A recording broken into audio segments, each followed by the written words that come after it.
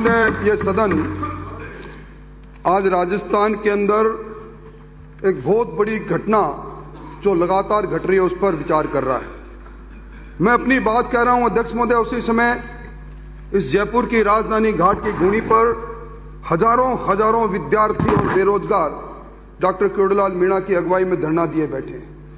मंत्री महोदय, मैंने आपका उत्तर सुना और आपने बचाव मुद्रा में आकर 2013-18 की सरकार में प्रश्न पत्र लीक का चर्चा की। देश के कई राज्यों की आपने बात कही। ये तो वो बात हो गई कि जुल्म कहीं भी हो जाए, अपराध कहीं भी हो जाए, मेरे यहाँ भी अपराध करेंगे, इसलिए सब में है। अध्यक्ष महोदय, ये जो मामला है, 18 महीने में राजस्थान के अंदर 28 परीक्षा हुई, 1 करोड़ 30 लाख अभ्यर्थी उसमें बैठे और जिन्होंने 400 करोड़ रुपए सिर्फ परीक्षा का शुल्क दिया और उसमें से 16 पेपरों का अलग अलग परीक्षाओं में आउट हो जाना और उसके बाद मुख्यमंत्री जी का यह बयान आ जाना कि प्रश्न पत्र लीक होने के अंदर अधिकारी और मंत्री या नेता नहीं है। मैं समझता हूं अपने आप इसकी गंभीरता की बात अपने आप सामने दिखाई दे रही है। और इस बार तो हद हो गई, प्रश्न पत्र सोशल मीडिया में नहीं, चलती बस के अंदर 24 दिसंबर को आउट होता है और यही बस एसओजी जांच करती है। जब जांच में सामने आती है 21 तारीख और 22 तारीख को भी उसी टोल के नाके से निकलती है। एक प्रश्न पत्र आप रद्द करते हो सेकंड ग्रेड टीचर में और उससे 21 और 22 के 2 प्रश्न पत्रों पर आप बात नहीं करते। और मैं निवेदन करना चाहता हूं कि ये जो अभी जांच हुई है, इसमें कुछ किरदार फिर सामने आए, सुरेश बिश्नोई, सुरेश ढाका, भूपेंद्र सारण और भजन लाल। और ये भी एसओजी ने कह दिया कि अजमेर, जयपुर, जालौर में यह प्रश्न पत्र 10 लाख से 15 लाख में बिका। आज इस सोशल मीडिया की टेक्नोलॉजी ने कुछ राज उजागर कर दिए।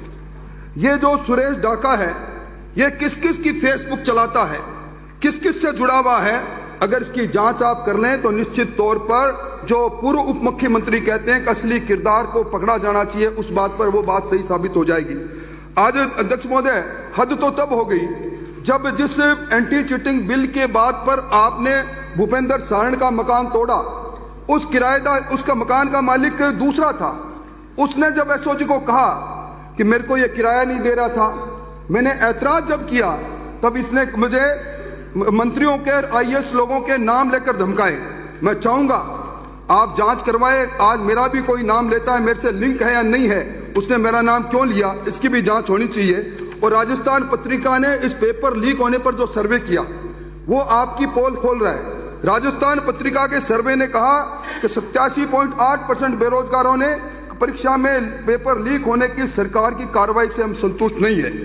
88.5 ने कहा कि बार बार पेपर लीक होने पर सरकार परीक्षा का पैटर्न को बदलें। और आपने जिस जस्टिस विजय कुमार व्यास की समिति का जिक्र किया, आपने जिस पूर्व आरपीसी के चेयरमैन ML कुमावत की 18 अप्रैल 2020 को जो समिति उसका जिक्र किया, जुलाई 2022 सभापति महोदय इनको पूरी रिपोर्ट मिल गई और इस व्यास कमेटी के आधार पर और इस कुमावत कमेटी के आधार पर इन्होंने निर्देश जारी जब किए, वो अभी इन्होंने अपने उत्तर में कहा, हमने इस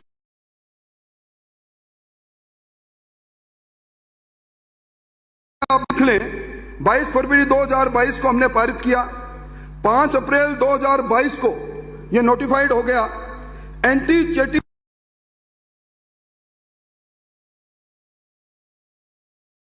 5 वर्ष से लेकर 10 वर्ष की सजा और 10 लाख से लेकर 10 करोड़ का जुर्माना। 12(2) में अपराधी की संपत्ति अटैच करने की बात और 16 में डेजिग्नेटेड कोर्ट स्पीडी ट्रायल के। एक डेजिग्नेटेड कोर्ट आपने अगर इस एंटी चीटिंग बिल के प्रावधान के अनुसार बनाया हो राजस्थान में, बताएं। एक भी जो पकड़े गए, मैं समझता हूं पहली बात नहीं। अध्यक्ष महोदय, मैं बड़े नम्र शब्दों से कह रहा हूं, वन कांस्टेबल की परीक्षा, वन रक्षक की परीक्षा और ये सेकंड ग्रेड टीचर की परीक्षा, ये उस समय हुई जब एंटी चीटिंग बिल प्रभावी हो गया था। आपने कांस्टेबल की परीक्षा रद्द हुई, आपने खुद अपने उत्तर में कहा वन रक्षक की परीक्षा रद्द हुई। आपने उसमें एंटी चीटिंग बिल के आधार पर उन माफियों के मकानों को अटैच क्यों नहीं किया, उन पर जुर्माना आपने क्यों नहीं लगाया, डेजिग्नेटेड कोर्ट में उनके खिलाफ आपने वो क्यों नहीं किया चालान पेश। आप वही हैं, आपने अभी रीट की बात की छुपाई से। रीट के अंदर जो डीपी जारोली और जो प्रदीप पारासर, जिनको आपने दोषी मानते हुए गिरफ्तार किया, मुझे बड़े अफसोस के साथ सदन को कहना पड़ता है, इन सारे दोषी लोगों को आपने न केवल वापस बहाल कर दिया, बल्कि इनको वह कह दिया, क्लीन चिट दे दी कि इनका कोई दोष नहीं। आप मुझे बता दें, डबल लॉक के अंदर से प्रश्न पत्र चोरी होता है और उसके बाद भी आप कहते हो कि कोई जिम्मेवार नहीं। ये कौन सी जादूगरी है? इस पर भी आपको निश्चित तौर पर करना चाहिए। और अध्यक्ष महोदय, मैं एक जुम्बारी से कहकर मेरी बात को समाप्त करूंगा। कांस्टेबल की परीक्षा 14 मई 2022 को आपने रद्द की। एंटी चीटिंग बिल इन्फोर्स था। एसओजी ने उदाराम के नाम के व्यक्ति से प्रश्न पत्र जब्त किया। एसओजी आगे नहीं बढ़ी क्योंकि एसओजी को यह प्रश्न पत्र सुरेश ढाका ने दिया और अब आपने उस उदाराम की संपत्ति जब्त की क्या? आपने उदाराम के मकान को तोड़ा क्या?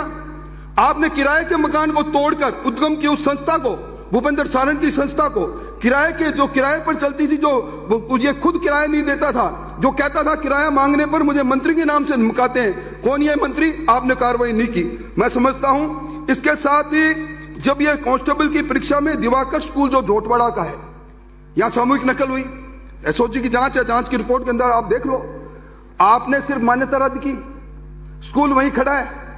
और इसके साथ ही जो एसओजी की परीक्षा में जागृति विद्यालय जयपुर, एसओजी ने सभापति महोदय जांच के बाद दिवाकर शर्मा को, धीरज शर्मा को पकड़ा और इस स्कूल की मान्यता भी रद्द नहीं की क्योंकि विप्र फाउंडेशन की उपाध्यक्ष मंजू शर्मा का यह स्कूल है। ये दोहरे मापदंड निश्चित तौर पर आपको दिखाते हैं कि दाल में काला नहीं, पूरे का पूरा काला है। और मैं निवेदन करना चाहता हूं, आप यूपी की बात कर रहे थे, यूपी में एनएसए लगता है, लगाओ एनएसए, कौन मना करता? आपको हिम्मत तो करो आप। और आप ये जो प्रश्न पत्र आरपीएससी से आउट हुआ है, सभा अध्यक्ष महोदय, आपसे ज्यादा कोई नहीं जानता, आरपीएससी में प्रश्न का सिलेक्शन करने वाला सिर्फ आरपीएससी का चेयरमैन होता है। ये आधा दर्जन में से कौन सा पेपर प्रश्न पत्र छपने जाएगा उसको मालूम है, प्रिंटिंग प्रेस उसको मालूम है। आप जांच कराओ, कहीं दूध की रखवाली बिल्ली के पास तो नहीं है। और मैं समझता हूं ऑनलाइन परीक्षाओं के अंदर जो टीसीएसआई कंपनी है, जिसने 1 दर्जन परीक्षा कराई है, जिसका स्टेट हेड भुवनेश भार्गव है, इसी कंपनी ने दिल्ली पुलिस की परीक्षा आयोजित करवाई थी। ओम कोठारी कॉलेज में एक सेंटर था, 226 अभ्यर्थी उसमें पास हुए। मामला सीबीआई के पास है। ये सुरेश ढाका टीसीएसआई कंपनी से इसका गठजोड़ है। विद्युत विभाग के टेक्निकल हेल्पर में एक सेंटर से 50 लोग पास हुए हैं। ये जांच का विषय नहीं तो नहीं। और ये सब साइबर हैकिंग का काम करने वाले लोग हैं। इन्होंने इन सत्तारूढ़ दल के यूथ कांग्रेस के चुनाव में साइबर हैकिंग करके और अपने चाहते उम्मीदवार मुकेश भाकर को हराया और सुमित गोदारा को चलाया। ये तार कहीं से कहीं जा रहे हैं। मैं चाहूंगा एंटी चीटिंग बिल के नाम पर कुछ लोगों पर कार्रवाई करना, कुछ लोगों को छोड़ देना, और जो लोग आज इस पूरी परिधि में आते हैं उदाराम तक जाकर आगे नहीं बढ़ना। निश्चित तौर पर ये राजस्थान में जिन लोगों के साथ खिलवाड़ हो रहा है, आज वो सड़कें पर उतरे हैं, उनकी आंख आ जाएगी आपको और इस सरकार को नस्ते नबूद कर देगी।